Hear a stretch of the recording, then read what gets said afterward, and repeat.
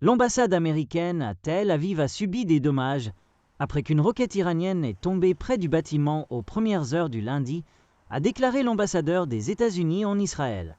Israël et l'Iran ont échangé des attaques pour le 4e jour consécutif, lundi, après qu'Israël a lancé ses frappes préventives sur les sites nucléaires, balistiques et militaires de l'Iran tard jeudi.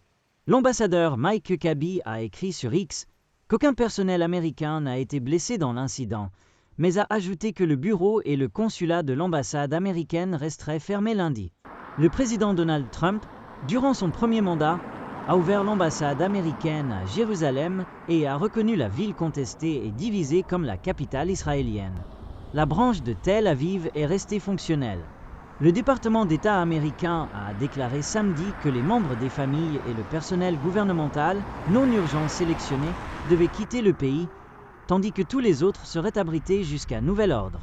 Les bureaux de Jérusalem et de Tel Aviv resteraient ouverts, a déclaré le département d'État à ce moment-là.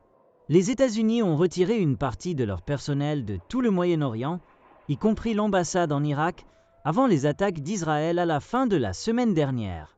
Les autorités israéliennes ont rapporté tôt lundi que des roquettes iraniennes étaient tombées près de la zone côtière autour de Tel Aviv, causant des dégâts aux propriétés et aux infrastructures.